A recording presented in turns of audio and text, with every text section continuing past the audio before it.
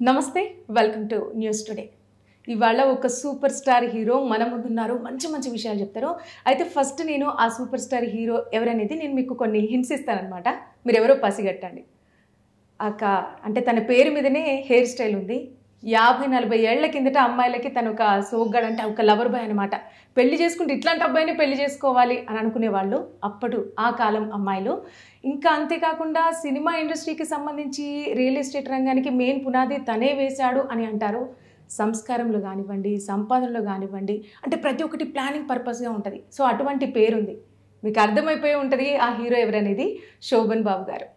మీకు డౌట్ రాలేదా స్వర్గలోకంలో ఉన్నటువంటి శోభన్ బాబు గారిని మీరు ఎలా తీసుకొచ్చారని? సో ఎగ్జాక్ట్గా మీరు కూడా అదే అనుకుంటారు ఇప్పుడు ఈ వీడియో చూసిన తర్వాత. సో ఇక నేను ఎక్కువ ల్యాగ్ చేయను, తనతో మాట్లాడదాం. నమస్తే అండి శోభన్ బాబు గారు, జూనియర్ శోభన్ బాబు గారు.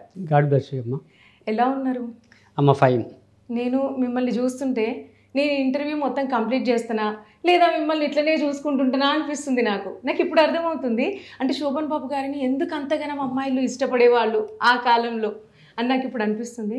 సో ఫస్ట్ మీ గురించి తెలుసుకుందాం. జూనియర్ శోభన్ బాబుగా మీ కెరీర్ ఎట్లా స్టార్ట్ అయింది, మీ పేరేంటి, మీరు ఎక్కడి నుంచి వచ్చారు, ఇప్పుడు మీ ప్రొఫెషన్ ఇలా ఏ విధంగా మారింది?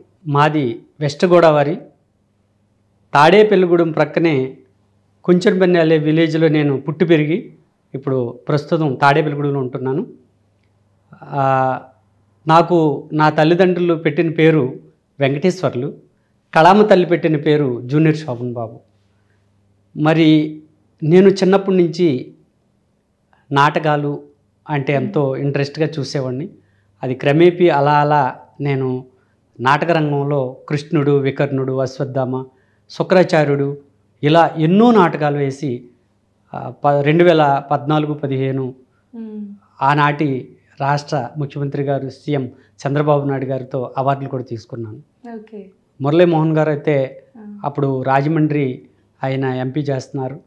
పక్కన కూర్చోబెట్టుకుని మీ వాయిస్ చాలా బాగుందండి, మీరు పద్యం పాడితే హాల్ దన్నెత్తిపోయిందని పక్కన కూర్చోబెట్టుకున్నారు. అలా నేను నాటక రంగంలో నుంచి నాటకాలు వేస్తూ ఉన్న సమయంలో ఒక రిహార్సల్ చేస్తుంటే ఒక పెద్ద ఆయన ముస్లిం ఆయన సిల్క్ సాహిబ్ గారు అని ఆయన మన అల్లరి నరేష్ గారి మూవీల్లో కొన్ని మూవీల్లో నటించారు. ఆయన అక్కడికి వచ్చి ఎవరిని మీరు చాలా అందంగా ఉన్నారు, వాయిస్ బాగుంది, సినిమాల్లో ట్రై చేయండి అంటే చెప్పారు. సినిమాలో ట్రై చేయాలంటే మనకి ఎవరొకళ్ళు హెల్ప్ కావాలి కదండి, అందుకని మనకి ఎవరు హెల్ప్ లేరు అని నేను అలా ఊరుకున్నా. తర్వాత మా తాడేపల్లిగూడెంలో పక్కనే తణుకులో ఒంగోలు గిత్త అనే మూవీ తీస్తున్నారు. దానికి హీరో రామ్ గారు తీస్తుంటే నేను ఆడిషన్కి వెళ్ళమని తనే చెప్పారు.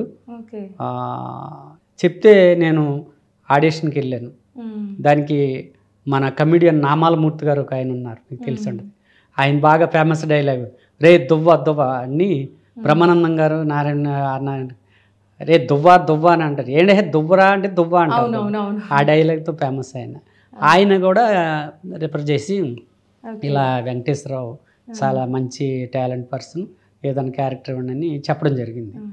వెళ్తే అప్పుడు మొట్టమొదటి సినిమాలో నాకు మేనేజర్ క్యారెక్టర్ ఇచ్చారు. ప్రకాష్ రాజ్ గారు ఒక మిర్చి ఆర్డీకి ప్రెసిడెంట్, దానికి నేను ఆ మిర్చి బస్తాలు అవన్నీ చూసుకునేలాగా ఒక మేనేజర్ క్యారెక్టర్ అయితే ఆ ప్రెసిడెంట్ అవగానే ఆహుతి ప్రసాద్ గారు స్వీట్ బాక్స్ తీసుకుని మొట్టమొదటగా నా చేతిలో పెడతారు. Starting early morning camera start అనగానే ఆయన నా చేతిలో పెట్టడం జరిగింది.